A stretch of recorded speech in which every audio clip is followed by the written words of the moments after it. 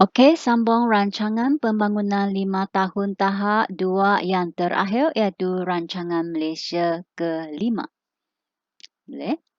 Okey, ini dia. Cikgu besarkan sikit. Okey. Okey, rancangan Malaysia ke-5. Okey. Nyatakan bidang ataupun penekanan yang diberi perhatian dalam rancangan Malaysia ke-5. Okey, nombor 1 isinya meningkatkan sektor perindustrian.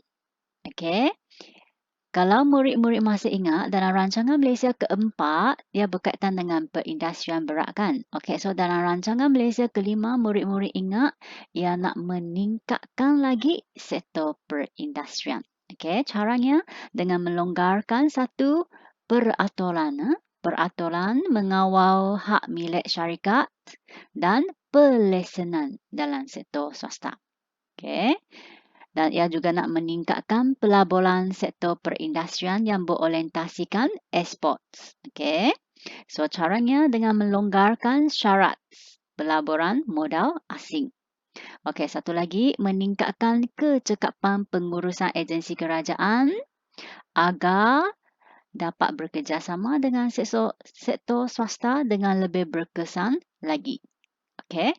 So ini kita menjadi isi yang pertama. Okay. So this one kumpulan yang pertama. Boleh ya?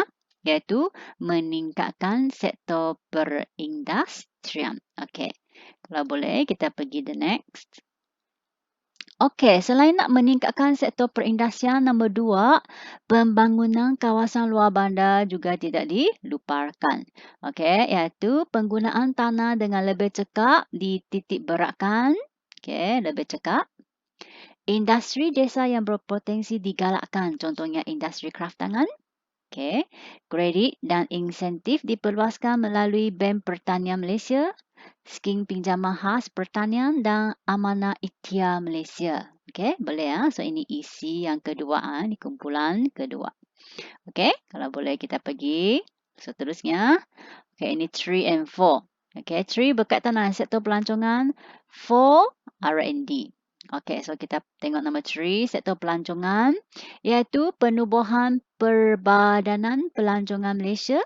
Okey, dan satu lagi pelancaran tahun melawat Malaysia 1990. Okey, dan ini merancangkan lagi industri pelancongan. Okey, dapat? Okey, ini adalah isi nombor 3. Nombor 4, bidang penyelidikan dan pembangunan diberi penekanan juga. Okey, mengapa? Okey, untuk meningkatkan keupayaan. Okey, keupayaan dan kecekapan guna tenaga. Dan satu lagi untuk meningkatkan produktiviti negara. Okey, boleh? So, semua ada 4 isi. Okey, so dalam rancangan ini apa yang murid-murid belajar? Ini dia. So, rancangan yang kelima, murid-murid ingat dia meningkatkan lagi perindustrian tapi kawasan luar bandar juga tidak dilupakan. So, pembangunan kawasan luar bandar. Dua lagi, satu berkaitan dengan pelancongan, satu lagi berkaitan dengan R&D. Okay? Penyelidikan dan pembangunan. So, itu sahaja tentang rancangan Malaysia ke-5. Okay, so sampai rancangan ini kita telah habis rancangan pembangunan 5 tahun tahap 2. Okey, boleh ya? Okey, so kalau sudah kita nak tengok keberkesanan rancangan pembangunan ekonomi tahap 2 ini. Okeykah under DEB ini? Okey, under dasar DEB. Okey, ini dia. Sejauh manakah keberkesanan pelaksanaan pembangunan ekonomi negara di bawah DEB? Ini tahap 2 ya. Okey. So, inilah jawapan. Berjaya merapatkan jurang antara kaum dan wilayah. Okey, akhirnya berjaya. Okey. Kadar kemiskinan turun.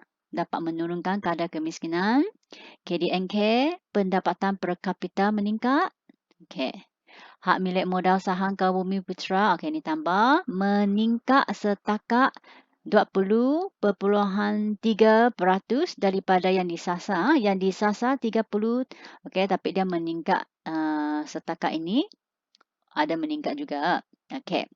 Sementara hak milik modal saham bukan bumi putera meningkat kepada 46.2 daripada yang disasar 40%. Okay, yang telah ditetapkan. Yang ditetapkan 40% tapi meningkat 46.2%. Okay. Sementara hak milik modal saham orang asing berjaya dikurangkan kepada 33.5%. Okay, so inilah keseluruhan keseluruhan pelaksanaan pembangunan negara di bawah DEB. Okay, berjayalah. Okay, so itu sahaja secara keseluruhan murid-murid belajar tentang rancangan pembangunan ekonomi 5 tahun tahap 2 yang terakhir, iaitu rancangan kelima dan juga keberkesanan tahap 2. Okay, so kita telah habis rancangan pembangunan ekonomi. Okay. Kita akan masuk bahagian kedua iaitu tentang dasar ekonomi pula. Okey, sekian. Jumpa lagi.